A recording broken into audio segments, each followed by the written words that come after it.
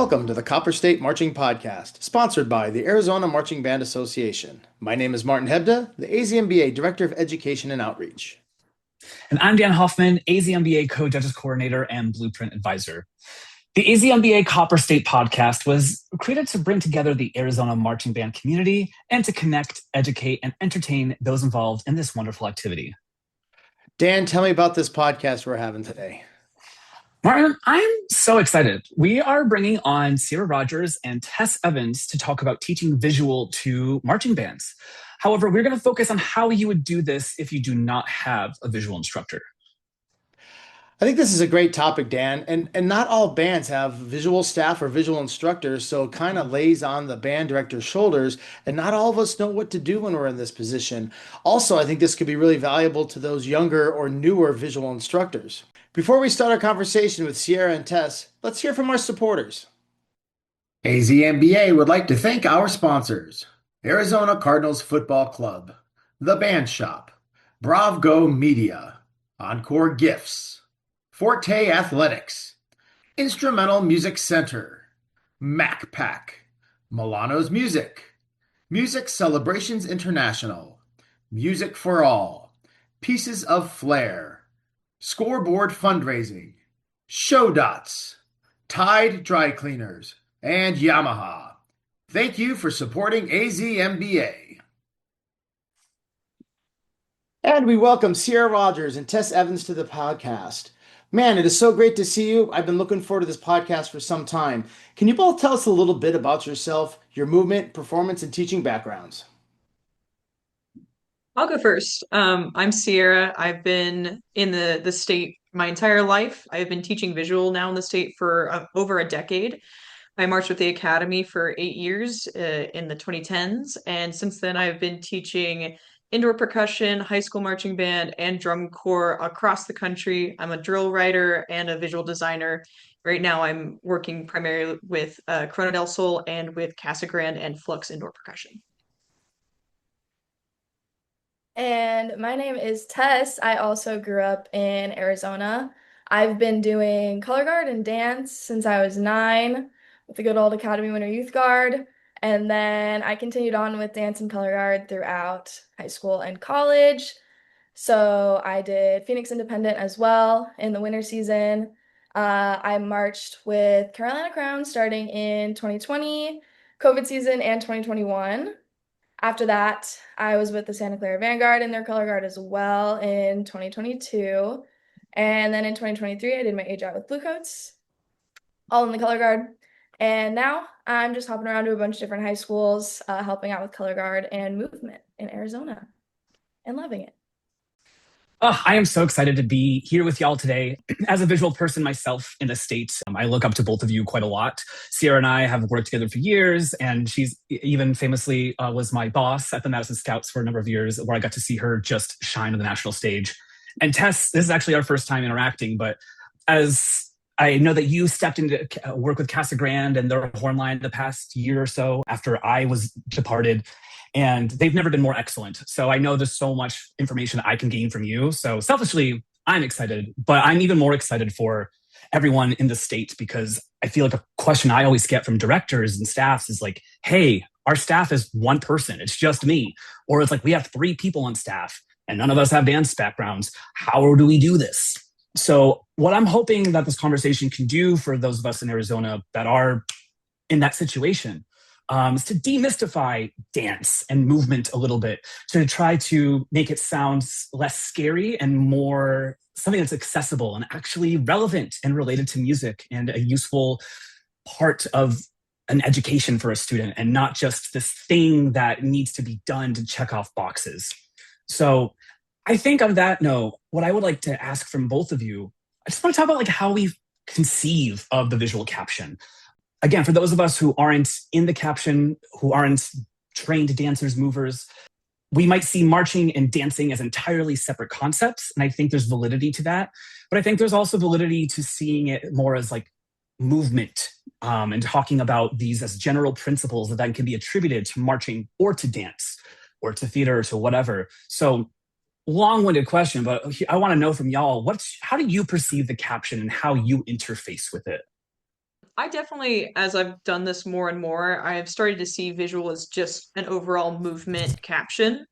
To me, I think that the technical aspect of marching is honestly just as kind of rigorous as the technical aspect of dance can be. It's just that sometimes you're a little bit more familiar with one versus the other. When I just started to kind of break it down and think of it as just body mechanics and coordination, they all kind of leveled the playing field to me. So nowadays, I really just see visual as this is us moving our bodies in space in any way that that needs to happen to embody the music and embody the show. I feel like I absolutely agree with that as well. I view it more as movement overall. Even though it's like it's important to understand there's going to be differences between your marching technique and your dance technique. It all still, like you were saying, falls under that umbrella of movement and like bodily awareness. I honestly think like marching technique and dance technique can help each other in different ways too. So it's really important not to like put one above the other. It's also so scary when, especially for someone who's never danced, they come in, it's like, we're gonna do dance and it's different than marching. They're like that's scary, but you kind of take away that intimidation when you frame it as like it's movement. Just makes it a little less scary. I like that. And as you were talking, I was kind of thinking about being a high school director. We always have our crop of freshmen that come in, and a lot of times they don't know how to move their bodies yet. You know, the freshman 14-year-old person, they don't know a lot of these things. And I love the transformation they have from freshman year to senior year. You know, and no, and everybody, they just grow so much. And even your best movers as freshmen end up being incredible as seniors. And just kind of talking about my journey, I mean, I'm way older, but doing drum corps in the early 90s, the we didn't do a visual warm up usually at the show site. You know, we did across the floors when it was raining and we were all stuck in the gym sort of thing. Like it's just the way it's evolved is incredible and I love it. Yeah, and it's so cool how the activity has evolved so much. And again, I think that there's this stigma sometimes about like it's gotten too much focused on the visual. And I think that maybe we're missing is the context of like, well, those of us who are visually minded, we see how it can represent or embody or enhance the music. And so I think what could help dispel some of these questions is talking about like what are the principles of movement or dance or marching. Like I think a lot of times we fixate on vocabulary, like the shapes that we make, like this is a lunge or this is a second plie, whatever we want to call it. Can you talk about what are the other, you see, when you teach movement, are you doing it primarily through the lens of shape and line, or are you focusing on other principles? Are there other things that we can train in the visual caption? Nose goes. Tesco first. Oh, sorry. No, I like that. Let me see. Because obviously I feel like shapes, lines, that's what you're seeing, that's very important. I feel like also like texture, movement quality. I love like a lot of like incorporating breath, like how that impacts our movement. Not only like from the standpoint of breathing's good for you, it's going to help lower your heart rate, calm you down, but also it just gives a different quality to movement that I think is really cool. So I feel like breath definitely for sure, texture, different body qualities. So like it could be 1/8 count could look totally different depending on whether you say make this sharp, make this light, make this soft, make this feel heavy, make it feel, I don't know, gooey, sticky, all that kind of stuff. I feel Sticky, I like like I've that. heard Dan on a couple of my tapes in the past years talk about breath. Whether it be Maybe winter once or or fall twice. season, is that something you may have said to some of our groups? You know, it's I maybe talk about it once or twice because here's the thing, and Tess, I'm so glad that you even brought up breath because like my background just a little bit, I didn't like marching band was my first time ever moving my body. I was so awkward. I was little McLovin holding a sousaphone and fighting for his life for 4 years, but he loved every second of it. And once I did drum corps and I was just doing the breathing gym, like actual breathing exercises every day. And then I went and took my first dance class in college and discovered that in modern dance, there's like a release technique, that there's tossing and catching, that you can coordinate your movement with your inhale and your exhale. That was a eureka moment for me. And I was like, oh, I can't really do the ballet stuff, but my gosh, can I breathe very emphatically and through my body. So my training as a wind player directly influenced my ability to be compelling as a performer, even if I wasn't technically excellent yet. Well, and I think it's so cool bringing up like the idea of texture as well, because to me, like that's just how we create articulation in the same way that we create articulation in accents, in staccatos and legatos in our music. Like you can do a whole lot with not very much vocabulary at all if you're just exploring the ways that we can articulate and create that texture in our bodies. I think it's really cool to view it through that lens of like if I were if I were trying to make this piece of music really shine, what would I try and bring out in that piece of music? Like the dynamics, different moving lines, the articulation, and then how do I then translate that to what are they doing visually? How do I just make the same three or four simple actions that we're doing give different feelings and different textures over time? Yeah. I think that I love that you drew the connection to the music. It's like if we hear a certain articulation or style in the music, visually, how can we represent that? And so we're talking about coordination suddenly, and suddenly we have the chance to actually heighten the possibilities of credit for the composition and general effect captions. I'm curious if you have any frameworks or tools or exercises, like how do you, in the way that like a typical wind book, let's say, is going to have an articulation exercise where they play da da da da and then do do do do, like the exploring articulation. Do you have anything similar for that visually? I mean, I think a lot of people nowadays are using like these press plays. I know Tess, you write some amazing like warm-up press plays for bands throughout the state that just take the group through a variety of movement skills and a different like orientations of looking around the space, moving their bodies through releases and just different like speeds and articulation qualities. I think that is a great way to kind of conceptualize almost like a visual scale in the same way that like if you were to do box drill, like you could call that another visual scale where you could just set it up and say, we're running this, the B flat scale. We're doing the same thing but in visual now. Mm. I want to I, jump in because I love the press plays. And we've started doing that at Casa Grande the last 2 years. And one of the things that I had kind of in my mind, we had a lot of injuries in 2023 with our students and just ankles and knees and things not working so well.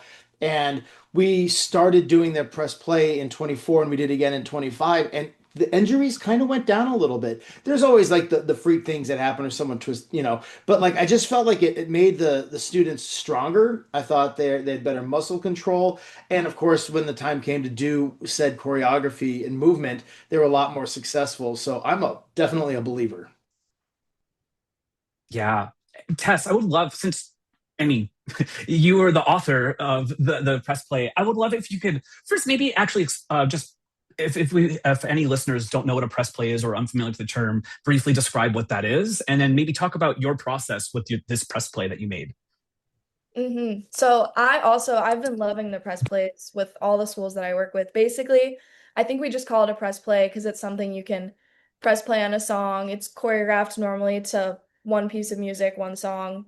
And the way that I like to frame it, I like to put, of course, their basics in there. We always start with that, making sure those are being done correctly. I also love it because I get to throw in some more challenging things like adding on to basics. Not only that, like for example, maybe they're doing a lunge, but then they're doing a lunge and taking their body off center, adding in that kind of way.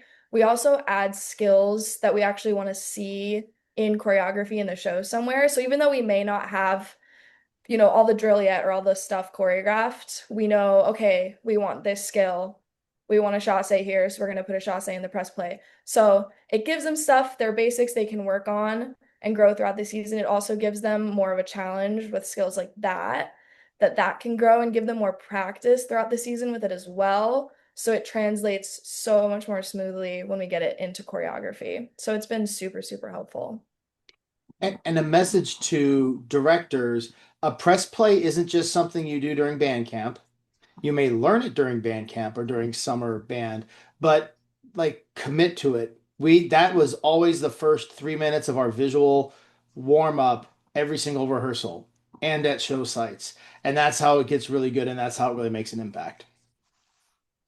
I'll also throw out there, like I've worked with programs in the past where I'm not necessarily able to be there in the summer to teach a press play or a warm-up routine like what we're talking about, but I can communicate to a band director and have them teach, even if it's just like the different positions of the feet that you can stand in as it relates to like ballet or just like going through some very fundamental knowledge, being able to communicate that to a band director and having them teach it, I've experienced a ton of success. And then that band director feels way more confident being able to go later on and maybe add a couple things here or there or talk about what parts of the vocabulary we want to utilize moving forwards. What are the children struggling with the most?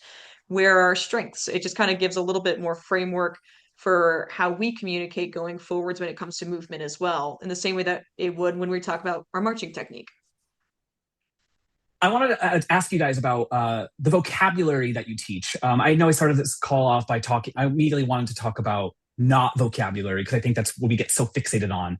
But it's almost like you both are talking about introducing and teaching vocabulary, these very basic fundamental skill sets that you can isolate and break down. And I would love to talk a little bit about maybe what your default, like, do you have a couple go-to shapes or vocabulary that you think every band kid should know, and that are achievable? And maybe how would you break those down into, rather than teaching everything all at once?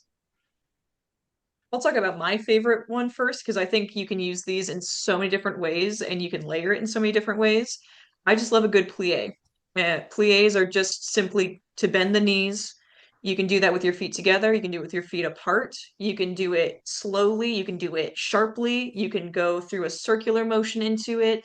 There are so many ways to use a good plie. And the way that I always talk about it with my students, and I make them say it back to me so many times so that I know that they know, is like the number one rule of plies is that your knees go over your toes. And the number two rule of plies is that you're um, pulling your spine low in your lower back. You're tucking your hips. And like that's basically all you need to know about plies for them to be achievable. And then you can layer them in so many ways. And they become so interesting in terms of like visual density and space in a form. So like that's my number one.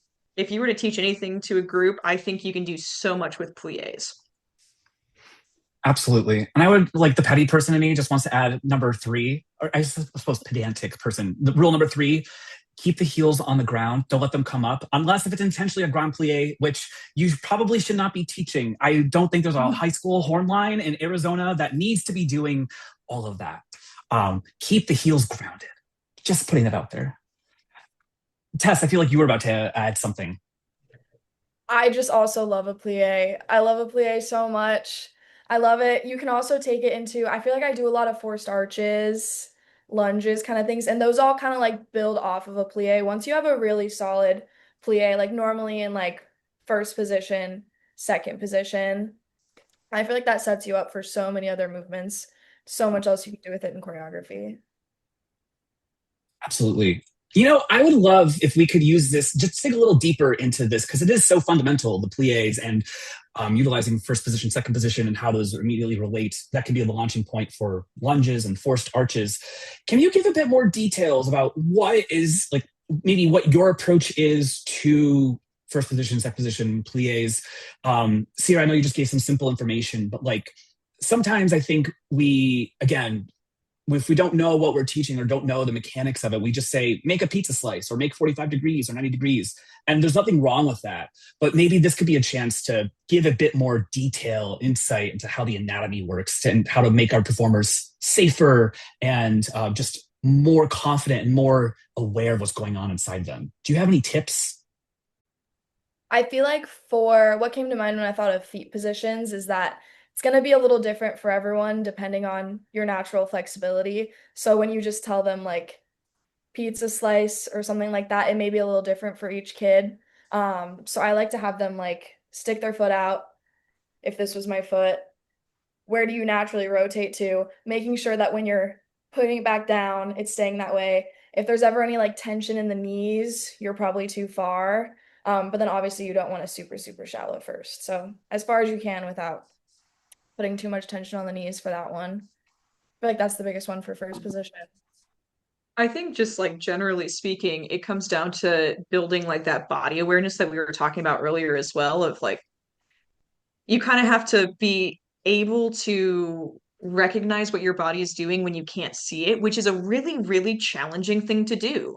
And I feel like we expect young adults to be able to do that pretty like right off the bat. And I don't necessarily think it's as easy as, oh, just repeat exactly what I'm telling you, and you can't see if you're actually doing it to the extent that you think you are.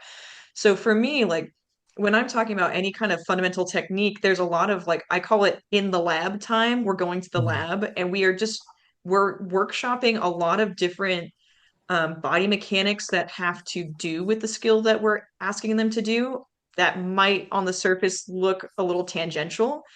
Um, and oftentimes in partners, so that there's immediate feedback of like, I'm seeing you do this. Do you think that you're doing it to the highest extent? I think one of the best examples of this is like if we were to do plies and we're talking about keeping our shoulders on top of our hips, having somebody, they're partnered up, one person's doing plies and the other person is holding drumsticks against their shoulders and against their hips, and like giving feedback, like, are your shoulders and hips going one way or another? Um, if we're workshopping a long leg, like actually having some kind of feedback, physical feedback against the knees so that you can tell if you're bending it or not. Just because I think it is really hard to conceptualize when you're not looking at your body. And even if you look straight down, it doesn't always look the same as what we perceive from the outside watching these performers. So, kind of going to the lab, giving them more chances to try these like physical adjustments and these like engagements that they've probably never done before, and just giving them more opportunities to explore that without it having to be perfect technical excellence right away. When you're doing this at the beginning of the season, I encourage having the color guard with the wins. If you have a very strong color guard section, they could be an amazing example. And then if you have a color guard section that's growing along with the wins, then they're going to get just as much out of it as the wins. Another thing, an approach that I like to think with my wins, my juniors have done it 2 years already. My seniors have already done this process 3 years already, but they can get just as much out of this process as that incoming freshman because each season that you're doing it, there's like a higher level of detail that you can put to it. So I like to encourage directors to maybe take that approach because I think that makes you better. I had one question, and as a director, I hear this often, and as I'm working with people and I'm trying to help, I don't necessarily know the best way to do that. It's the word initiations. I hear it with guard all the time. I hear it with, wins and stuff like that when it comes to movement. And it says we need to initiate on times or together or something like that. Do you have any tricks or tips or anything to help get people to understand proper initiations or how to do that? Because I feel like that's something I hear often. I feel like a part of it is, yes, timing, knowing when to initiate. I feel like another part of it is knowing, it kind of depends on the movement, so it's situational, but knowing like where that initiation is coming from on your body. So whether that's like leading with the chest or if it's a certain movement where you're leading with your elbow, shoulder, making sure that like students understand that more specifically. And I feel like that can kind of clean up initiations as well. I think the only thing I would add to that is just like they're kind of like cleaning energy, just like making sure that all students are like truly going for the amount of energy that it takes to move their bodies through space, um, which can just look like timing at the end of the day. But I think the energy is where it kind of starts from. In my shows, I love having a choreographed moment for wins. I just think it's a cool thing for us to do. And we had a big one the last couple of years. I mean, you have different levels of ability from students, right? And there's going to probably be that younger performer, maybe not even a freshman, but younger with the skills that you just feel like they're just out there surviving. They're just it's like they don't have command, so the initiations obviously aren't going to be there. They don't know where where what body part is initiating this or that. So what I'm wondering is what would be a good way to help them? And it's like, do we just take it slower? Do we take it at slower chunks? Do we halfway through the season just reteach it again? Like what are some of the tricks from the masters? It's the same as like learning a passage of music, right? Like you can learn it like the rough details of it first, like you get all the notes under your fingers and all that. And then you kind of have to go back and you have to slow it back down again and add in all the detail work, right? And then bump it back up to speed. So I do think there's something to be said for like our students are more capable visually than we tend to give them credit for. They're just a little bit more unsure. And so we read that as a lack of competency. And I think it really is just that they are feeling maybe a little awkward in their bodies and they don't want to go for it as much as they can. So personally, I think if you're going to have a choreographed phrase in your show, like throw it at them, like go all the way through it. Like it doesn't have to be perfect, but they have to be able to count through it. And in my mind, if they can verbally articulate what you want them to do, even if they can't show it yet, that's the first layer. And then from there, you can break it down into chunks. You can take it slow. You can do some show and tells. You can mix around, if you're doing this in a form or a block, mix around who's standing where so that everybody kind of has this feeling of being more in the spotlight or less in the spotlight. And there's just a different experience of the students every time that they hit that chunk. Because if you just approach it the same way every time, it's just never really going to reach that one or two kids in the back of the form that aren't really understanding, at least in my experience. I ditto to that. I feel like I couldn't have said it better than that. Sometimes it does just take kids a little longer and you have to trust the process. But I think the confidence thing is what's so huge because, again, yeah, exactly like you were saying, they feel so uncomfortable, especially if it's their first time. But I love saying, like, you should kind of feel silly. And if you don't feel silly, you're probably doing it wrong. And that normally clicks for them. And they're like, okay, it gets them out of their head a little bit. Like, if everyone just commits to it, it just makes the process that much better. But then going back to the more technical side of it, alongside with boosting their confidence, also breaking down a skill, knowing how to do that. If it's a super complicated skill, maybe you just take away the upper body for a second. Let's focus on the feet. Okay, now let's add the upper body. Okay, now let's add the arms, or maybe depending on what it is, just upper and lower, separating it, all of that. You're reminding me of I'm suddenly back in eighth grade and I'm in my lesson with my band teacher and we're playing this etude just so bad because I'm playing it at tempo. And he's like, you can slow it down. You can like play it correctly slowly first and then you can try to get it at the tempo. And so so literally musically we can, that's a music concept that we can translate to teaching movement.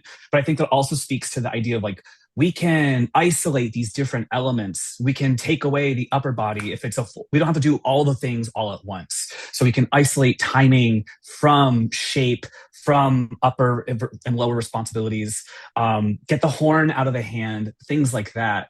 There's just so many ways to make it simpler, make it more digestible. And if I could just jump in there as well and say that all of what we're talking about can also apply to your drill. Oh my goodness. I know that's not the point of this particular podcast episode, but you can do all the same breaking down stuff with your drill, slowing it down in tempo, taking away some of the difficulty by facing your dots and checking that pathway more often, finding halfway points. There's just so many different ways to break down things visually, other than just repetition. It almost feels like painter that you don't paint all the details on the tree until you get like the correct blocking and staging of every other element in the silhouette. And then you slowly you draft, you add more layers over time, the specificity builds. And I think we, as teachers, sometimes we're so fixated on just even understanding what we're trying to say and just telling the information and just saying like, that's incorrect or do it like this. And that is sometimes the first step. And then you realize after the end of the season, you're painting, you look at it and some of the elements are a little wonky. And so we can go back the next year and do it differently. But I think the point I'm trying to get at is this idea of as teachers, whether it's music or visual or anything in between, drafting this idea there's always like a different angle we can take, we can approach it differently, we can come at it from somewhere else, we can isolate this one element, slow it down, et cetera, et cetera. Let's get a bit more specific. Can you tell us a little bit about how you would approach the first rehearsal of the season? Let's say you have like an hour, maybe an hour and a half with it could be your winds, it could be winds and percussion, it could be also color guard. But generally speaking, how do you like what are skills you're trying to teach? How do you structure your time? What are your goals? Well, kind of like we were just talking about, I feel like the first thing I want to do is like make it a safe space for everyone. Because I think the first thing we touched on is like dance being so scary, but framing it from a perspective of movement, I think helps. Also, just letting them know it's like a safe place to make mistakes. And the most important thing, like we are not expecting perfection on this day. Like let them know we're kind of just playing around. Not just playing around. Obviously, we're taking it seriously, but we're not expecting perfection is the biggest thing. I also think you don't want to overload them right away because I feel like as we're going in, like we have a plan, I want to teach this, but maybe you only get through, like we were saying, we only get through pliés, what we got through pliés, and maybe you start adding on to pliés, add an arm or something, add music to it. As long as they're having fun, I think, and that they know it's a safe space to, again, feel silly. You're supposed to feel silly. You're not supposed to be perfect. I feel like that's always a great place to start. My first block with an ensemble has almost no technique to it whatsoever because my main goal as a visual instructor is that all the students leave that block excited to go to the next visual block. And I understand that coming into that, there are going to be a lot of students that have like some degree of resistance to what we're going to be trying to do. And my main goal is just to kind of win them over to the side of visual. And so for me, that looks like we're going to learn more about our bodies and our anatomy. And we're going to do that through like dynamic warm-ups where we talk about the muscle groups that we're moving. We're going to do that through playing. I like to play games for PT. That's my go-to. I love a good game of freeze tag because they're just running and they don't even realize it. But like we're gonna play games that force them to be athletic, to force them to move and meet other people and feel like there's a little bit more camaraderie in the room. And then oftentimes in a first block, for me, I just want to focus on timing and energy. And so we're just going to walk across the floor to a bunch of different music in time. We're going to layer different kind of coordination events on top of that. Just like if we were back in like elementary school music class and we're clapping in half notes. And now we're going to clap in half notes, but we're going to take it in a square pattern instead of just right in front of our bodies. Okay, now we're going to add a halt in the middle and you're going to boogie for 8 counts before you step off again. And just to make people laugh and make people have fun and start to develop that awareness of like, my body is moving through this space in time while I do other things on top of it. Any tricks on how to get the younger, too cool kid, the self-conscious kid to really go for it when they boogie? Put them next to your most eccentric, interesting, out there senior. Got it. Like just mix up the block intentionally so that your most outgoing kids are next to your most introverted and like create moments where they are intentionally interacting with each other. Like this time on the boogie, you have to boogie at someone. You have to have a moment. You could look in front of you, behind you, to the side, but you have to like interact with each other and try to make somebody laugh. Just giving them prompts like that gives them the opportunity of like, oh, I'm supposed to be silly. Just like Tess was saying, I'm supposed to have fun. Let me actually go for it now. I love the idea of like we're trying to really enforce that it's a safe space, it's safe to make mistakes, and that ultimately this is fun. Like I think that is sort of where the tightening, the tensing up can come from for those who aren't familiar or trained or confident in dance, is that they see it as this like esoteric, like highly knowledgeable intellectual thing that you either have the experience or you don't. But it's like, mama, we're just moving our bodies. That's all people. Girl, this precedes words. Before there was words, there was just sound, and there was movement to sound. And that can be maybe too hippie granola or too out there for you to approach it like that. But I literally talk to my kids like that. Like I'll say that's day one because it's like, yeah, I just want you to be alive in this space. Like if we're going to work, we may as well have fun doing it. This shouldn't feel just like homework or it shouldn't feel laborious. There is value in working hard, but we got to make it really immediately make them feel safe to have fun. And that actually having fun is to be more alive and therefore more compelling as a performer. So all this connects for sure. Getting the new member to buy in as well is kind of an important thing because there's people that buy in and they're just not able to yet. Like they don't have the skills to get their body just to go and do some stuff. And then there's the student that just, I don't want it because I'm too cool, some of that. Do you have any quick tricks to win that too cool person over right away? I think sometimes it's like we're just gonna leave this up to time. Like sometimes there are definitely students in the first like rehearsal or two where I'm like, you need to warm up to this idea. I'm not going to immediately be able to win you over, and that's okay.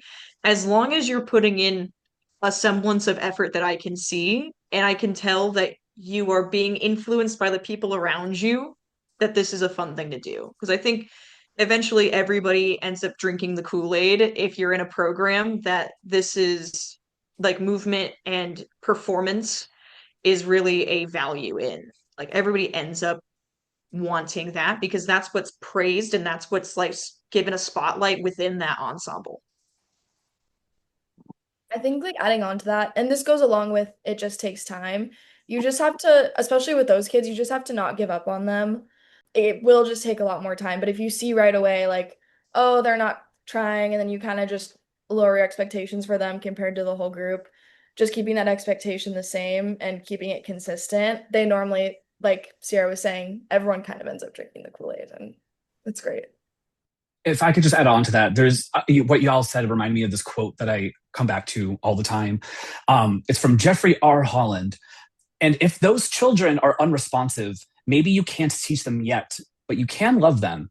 And if you love them today, maybe you can teach them tomorrow. And so I think it really just comes down to trying to love them on their level. It doesn't necessarily mean giving your most effort, and you have to make space for them to be uncomfortable or to be resistant and to not judge them or treat them differently because of it. But making eye contact, learning their name, giving them at least one comment per rehearsal, addressing them as an individual over time, along with all their other friends drinking the Kool-Aid. I think these are very simple and respectful ways to earn their trust and earn their buy-in. Let's get a bit more concrete information for that first rehearsal. How are you structuring your time? What are you dedicating in terms of like warming up versus other things that you're teaching? Maybe talking about whether you're having like, are they in a block? Do they know what a block is? These really like, how do you create defenses and parameters for the students to feel like they have enough information to start trying new things? I'd say for me, I my first block of rehearsal is almost entirely within a actual 4x4 gridded block, or to the best of my ability, wherever space I'm using is going to be sort of in a block, just so that it's easier for students to not get distracted.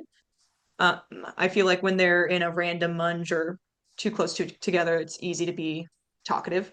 But 15 minutes of a dynamic warm up, and then usually like 20 to 30 minutes of like working on tempo skills. Sometimes we'll do some kind of physical training, some PT beforehand, depending on what the goals are for the day, but that's never going to be more than 10 minutes.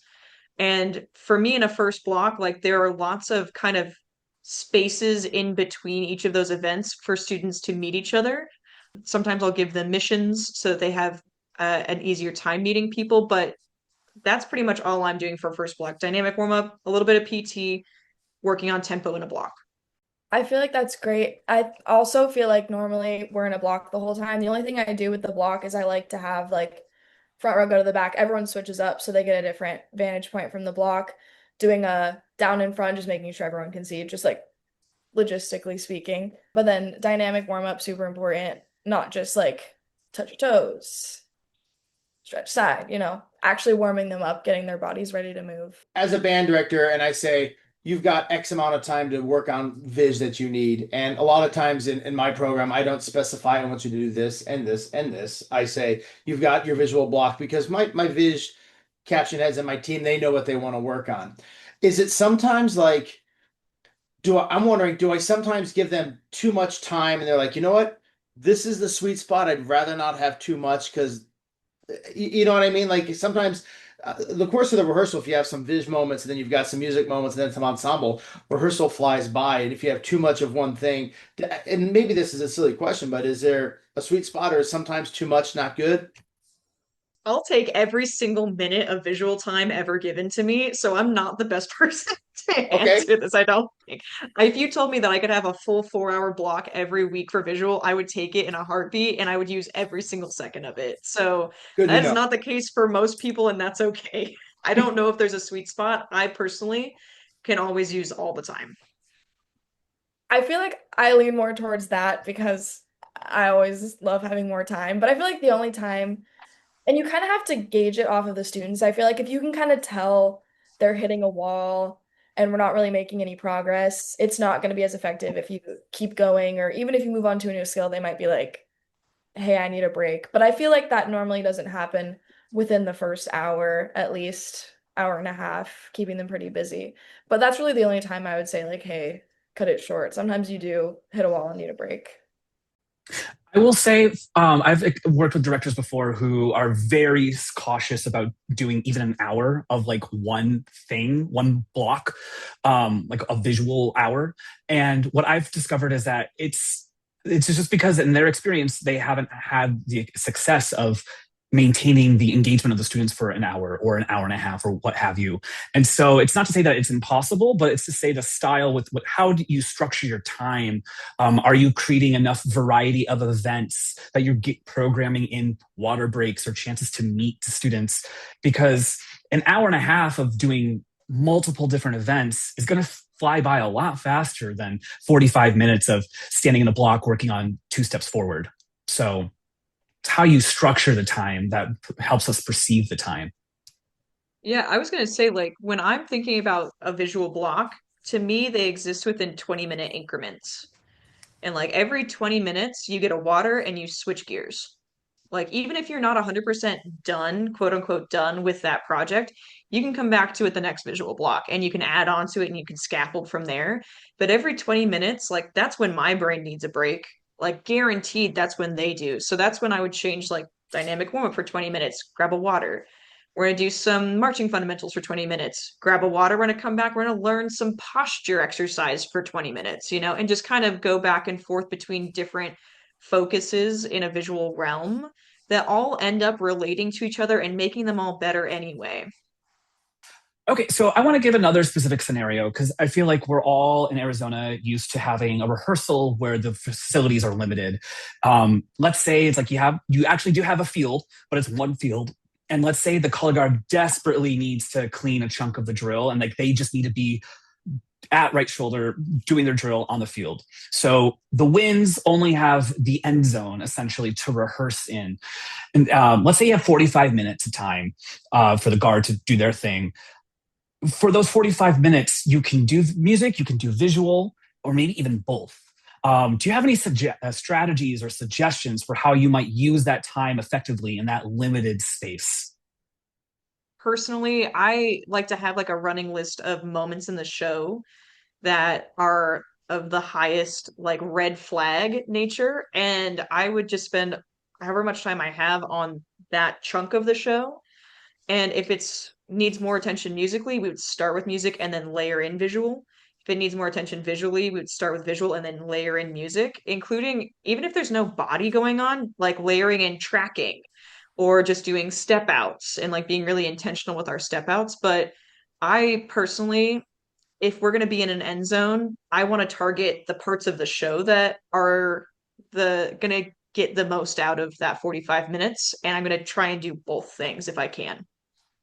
As less of like a didn't really do marching band person, I feel like, I mean, that's a great way to approach it. It's also like a really great time if you do want to get, maybe because you're not in drill, you're doing it in the end zone. If you want to get really nitpicky about cleaning or just about effort, quality, texture, all the things we've been talking about, all of that kind of qualities. That's a really great time when you're up close and everyone's close together. They can kind of see each other as well, see how they're blending better than from up top. So you can use it kind of to your advantage in that way. even though it may be seen as disadvantaged, like, oh, we're just in the end zone, but we can get super deep in more areas we don't normally get to. Another scenario, and I find myself in this boat oftentimes, we'll have a section of the show where there'll be the woodwinds up front or another section in a place on the field where they're going to have a feature. And while they're playing, eventually they're going to end up having some visual that go demands that's going to go with that. We want the simultaneous demand. And there's a lot of times that we just be like, okay, we're just going to park them here and we're going to get to where they can play it and it sounds good. And then we get a month into a season or we have a camp and then I'll say, okay, let's give them the viz that we want to have there. And they learn the choreography, and then it doesn't look good because it's brand new, and then now it doesn't sound good either. And then you've got performances coming up. And we've had conversations, well, maybe we should work on learning the visual as we're learning the music and do things a little bit more simultaneous. Any feedback or comments on maybe some strategies what to do there? I'm a huge fan of learning placeholder body in every like halt when you learn the drill. And by placeholder body, I mean the things that your students like you could call it out. Like you're like doing a drill down and you can just say, all right, first position on beat one, second position on beat five, and then a plie, and then you step off. And like hopefully they can do it within 2 to 3 reps, and it doesn't have to be the final product, but it gets their brains used to this halt isn't just for me to stand still. I'm doing something in this halt, and you're probably going to use the same count structure if you were to fully choreograph it later. But right now, it's just the simplest version that even if it never does get filled in, a visual judge in the fall is going to look at it and be like, okay, there's simultaneous responsibility happening underneath this feature. It's simple, but it's hopefully clean and it's musical because I've aligned it with this accent pattern in the music. So I'm all about placeholder body. It does not have to be difficult or complex in any way, but it should just be kind of like we were talking about with the press play. It should be just something from their press play or just from super fundamental, even just a step out here or there, a little press back, anything like that. I think that's a huge win right off the bat. I think it's interesting what you said about or you kind of mentioned learning the musical and the movement like more cohesively together. And I wish I had more experience playing musical instruments and I could give more input on how I feel like that would go. But I don't know if that would be maybe even like too much to try to do it all at once. I don't know if it would be better that it is, okay, here's the movement, here's the music, now let's work on merging it together. I think that there's definitely somewhere in between. And the idea isn't teach all the things all at once. Like you're not going to march the music the day that you like learn the music. Yet you learn the music typically before you learn the drill, and you learn the drill without a horn, then you rep the drill with a horn. But part of that drill learning process might be, okay, this is a 12 count halt. I know what the music sounds like. And so just like you're teaching a dot, you're teaching these that count one, count five little shape or something. And so when they're starting to march and play it for the first time, they can also move and play in those halts. So again, I think it always comes back down to drafting and just a bit by bit and not doesn't have to be all at once. I like how this is a podcast that could really help a band director that may have a lot of visual responsibilities that fall on their shoulders. But I think it could also be good for maybe some of our newer or younger visual or movement instructors. And I'm wondering, do you see any common mistakes that some of our younger or newer or just even veteran instructors make, and maybe some things that we could do to avoid them? I think just making things too complicated right off the bat, like trying to like recreate anything like Avon High School in a program that doesn't have the fundamentals built up to be able to support that. Because at the end of the day, what it just reads like from the audience is more so a lack of confidence, and that filters through every single count of the show. And that's just a really hard thing to recover from. So I am a huge proponent of like do way less skills at a higher level. And you as a designer or as a director or as a technician, like you have to work within this constraint, this box that you now have to be more creative. You only get to use these four skills in your show. What are all of the like the ways that you could do those four skills? And so now you are the one who has to be way more creative, and the students just have to get really good at those four things. when it would come to mistakes people would make giving corrections, because I feel like that's where things can get lost in translation, is either being too technical or too vague. I feel like trying to find that sweet spot in between there. So like as opposed to maybe something too vague, like that move is too small. Like tell them like, hey, think about like reaching like out energy through your fingertips as you're reaching, as opposed to just like, hey, that's too small. But then you don't want to be like get all technical, the phalange and the and then they're like, you lost them. They aren't even paying attention anymore. I feel like that's a big one too. I also think that there's value in kind of similar to what y'all just said. When you teach something the first time, you're going to have to review it the next rehearsal, no matter what. Just because A, they're well, students are likely to forget, and B, there's almost inevitably going to be at least one or two students missing at a given rehearsal for whatever reason. So knowing that you're going to go review it the next rehearsal, you don't necessarily have to teach every detail all at once. You can teach the big picture 80% of it, and then the next rehearsal, when you review it, if you need to make any tweaks or give any deeper details, you can do it then. So again, learning what the different elements are of what you're trying to teach, and then isolating them and teaching them in isolation over time. Videos are very good. If you can take video of the choreo from the front and from the back, provide those for the students, have the culture where the students review those and check those out. If you're fortunate enough to be in the position like I am, where you have a person that comes in and does Viz and you have class with them, taking just 5 minutes between the Tuesday when they learn it and the Thursday that they have to reinforce it to just go over it as a full class during your time, just to get it to where it's a little bit fresh. Anybody that may be uncomfortable may be a little bit stronger, so then when the instructor comes, it's maybe at the same point. So things that I can do as a director to help my viz people out, those are things that I tend to do. And then if you don't have that, empower your section leaders or your better movers to maybe do things in their section. It's okay to have a sectional on visual things. We're fortunate enough here that we are able to have our listeners write in some questions to us, and I have three questions for us today. The first one, how do I make my lower classmen more aware of how their body works? I mean, I think we've talked a little bit about it throughout the podcast, but just to highlight my top like two or three things, I think going back to basics, thinking elementary school music classroom, like we're moving through a space and we're giving them efforts and like different qualities of motion that they can move through. We're talking about it as it relates to something that they're very familiar with already, which is music, and then providing opportunities for them to get feedback not just verbally, but through videos, reviewing, through working with partners, or just like from trying to see things from different angles. All of that. And I feel like what I love doing with any of my underclassmen, I love to pair them up with an upperclassman for the season. That's their like some people call it like bigs and littles or like vets. And I love that one because it like builds bonds, but two, they have someone they can go to with those questions if there's not time afterwards to ask an instructor. They can go to an upperclassman and feel comfortable enough to ask them those questions, maybe meet together outside of school and get help. I feel like setting up those kind of things are really fun and beneficial. Our next question, and this may be just like getting a couple key strategies. Do you have any strategies on how to make visuals clean?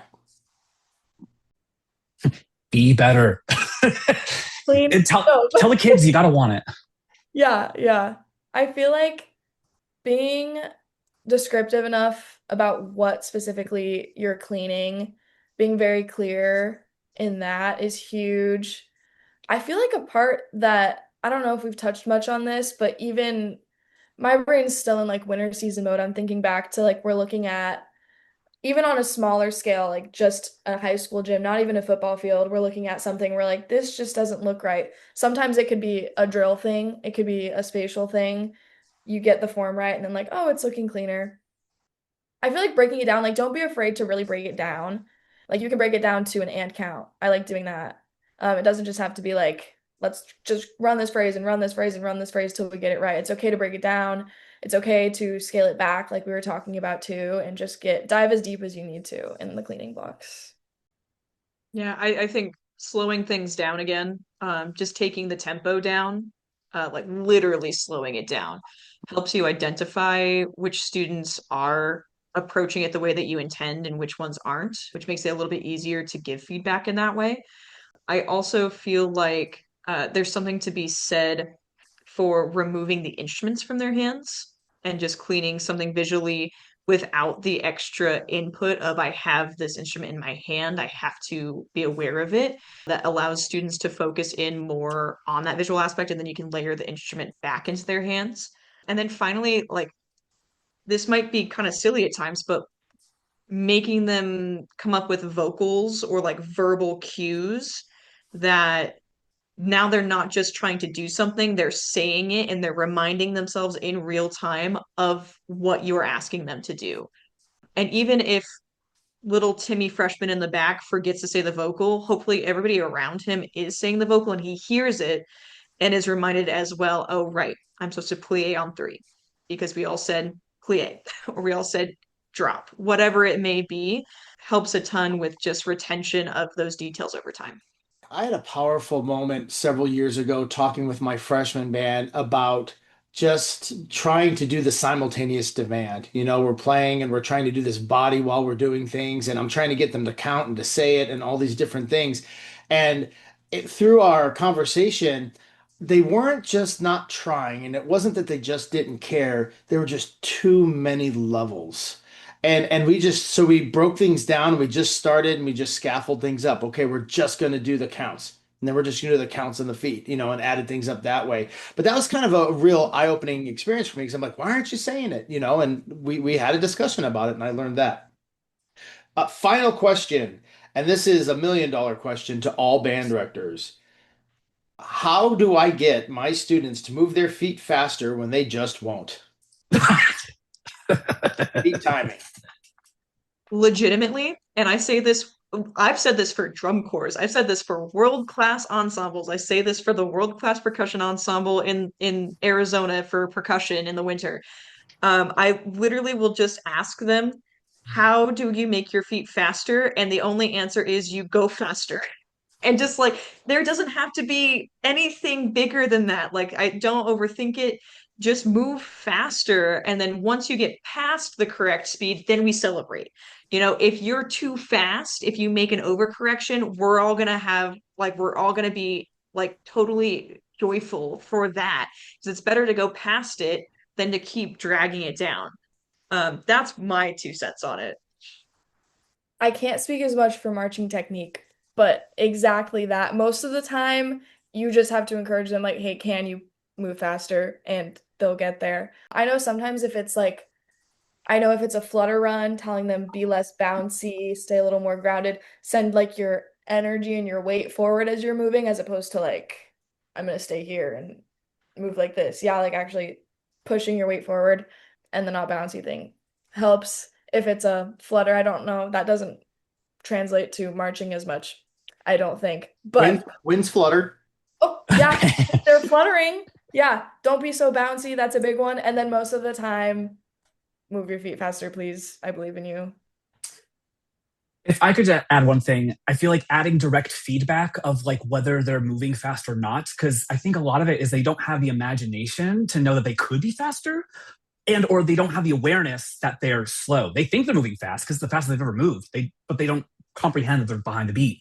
So I love to do in the way that Sarah mentioned across the floors, and we're just like walking and having these exercises. And across the floor where you're walking, but you're actually jogging and you're doing some upbeat tune. And it's like you actually have to go somewhere. That it's not marching. We're not the shape doesn't matter of the leg. It's just do you go somewhere and do you and like literally clean count one, like 5, 6, 7, 8, and I land. It's like, oh, you were slow. And get the energy, get the paint on the canvas, and then we can sculpt and finesse it all. But so often they're so afraid of like, they don't want to color outside the lines that they don't even put nearly enough energy in to get to where they could be successful. A lot of times, and I could be way wrong on this, I feel like young people learn at the start that it's okay to have their feet out of time because they stayed in the line that's going across. When we start with our summer rehearsal regiment, we're inside because we're not out on the field. So there's no lines. So then you've got these upperclassmen that are taking these giant steps because they can. And so they're keeping up to tempo and they're taking these giant steps, but the younger people aren't able to. So they just keep up with the line, but they have their feet out of time. I don't know. Like, don't ever allow it to happen. Stop. Feet are out of time. I don't know. And you're allowed to have it be, hey, dress doesn't matter for right now. Like Yeah. what's more important is that you're moving in your body at the right tempo and with full energy. And that's going to look different for every person. Then we'll meter it. Then we'll make everyone match. Can you imagine a season where you never have to address foot timing because it's always perfect? I could not imagine that. I don't think anyone That'd be could. great. Well, I'll say coming off of a season of judging visual last year in Aboda, like that's a huge part of what I was looking for as a visual judge is just timing and energy. If that's matched across all performers, like the cohesion of the ensemble is noticeable compared to the folks that aren't matched in timing and energy. And that's across the board. That's for movement, that's for marching, that's for drill. But those two elements are, I think, vital to your entire show reading, like you put the amount of hours into it that you have. Well, I feel like as we're wrapping up, I think maybe a final question I have for y'all. Do you have any resources that band directors could use to improve their knowledge or to just get a bit more detail in the things we're talking about today? Online in general nowadays, there is so much that you could search and find. Like, even if it's just watching other schools, if it's looking up YouTube videos, even like TikTok nowadays, I've seen some great videos where I'm like, hey, that's a cool basic I might want to throw in one day. I like the way they did that. It matches like my goals for the season. I feel like also, like, I mean, this is just a given too. Like, don't be afraid to reach out to people in the community too. Like, I know I love getting questions. I love helping people. Like, we're all just here to help build up the community in Arizona. And I know, like, me and probably so many other people, there's so many great resources out there that you can ask just anyone you see at your local competition too. That's one of the most common things I hear doing these podcasts. Everybody in this activity just wants to help. Like there's no one that you can't approach, you know? You just go up and ask. I definitely agree with that. And I remember when I was a younger instructor and I was starting off, like there were so many people in the community that were such fantastic mentors to me and really just like helped me understand the type of teacher that I wanted to be when it came to visual. I had no background in dance when I started teaching visual. I still really don't have a background in dance other than what we do here. And a lot of what I learned is through YouTube University. Like I watch a ton of YouTube videos. I really intentionally try to see a lot of live dance performances. I watch a lot of dance videos on YouTube. I watch a lot of marching band and indoor drumline videos on YouTube as well, just to get that inspiration. And then sometimes I'll try something out that I see from those videos and I realize it's way easier than I think it is, and that I think I could actually teach even just a part of it to my students. I think that's really fun and exciting. There's one specific YouTube channel that I would just like to call out as being really, really helpful if you're looking to just get some basic, just like dance and ballet vocabulary. It's called Ballet Beautiful, and they have a glossary series, and each of the videos is no more than like 5 minutes long. Some of them are as short as a minute, and they go through and demonstrate, describe, and give translations to pretty much any fundamental ballet technique that you would ever use in a show. So I would highly recommend that, even if you were just to pass that along to your students. Like this is a resource for you to reference back to. When I say that I want you to have a tendu, this is what I'm talking about, and you can practice with this video as well. And that was Ballet Beautiful, the glossary series. Yes. And that's found on YouTube. Yep, totally free on YouTube. If I could add one more thing, I always tell people when I'm judging and critique, Google search Laban, Laban effort qualities, Laban.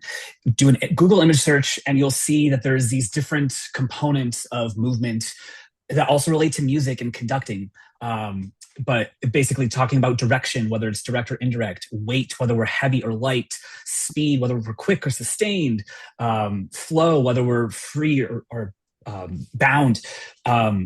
just it's so colorful, it's so musical, and I think it's such a great way to add more range and variety to what we're teaching rather than just having more physical vocabulary, dance vocabulary. Let's just add more style, more music, and we can talk about effort qualities in more relatable terms than maybe sometimes dance technique can seem. So lop on effort qualities.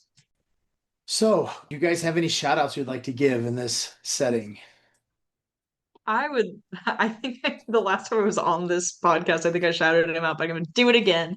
I'd like to shout out Ryan Springler for being really the one who introduced me to my love of this specific topic. He was my visual instructor in high school. He was then one of my first visual caption heads that I taught underneath once I was getting into teaching. And he just opened up my mind to that you don't have to necessarily be a professional dancer or have a huge background in dance to really love movement and to create such interesting and dynamic moments that your students will then be able to latch onto and really enjoy and have fun with. So shout out to Ryan Springler. He's just fantastic at this specific thing as well. Well, obviously, okay, so shout out you, Hebda, because thank you for letting me come to Casa Grande. And I feel like just even the growth over the past 2 seasons with them has just been amazing to see and be a part of. And just whenever I go out there, it's such a pleasure. Oh my gosh, there's too many guard people to shout out. It's like shout out Arizona Color Guard, WJZ community, all y'all. There it is. There it is. Period. Well, Dan and I are so appreciative of you guys coming on the podcast today. And to all of our listeners, remember you can always email in your questions to us. We have podcast@azmba.org. Ladies, thank you so much for coming on the show. Thank you. Thank you for having us. Thank you.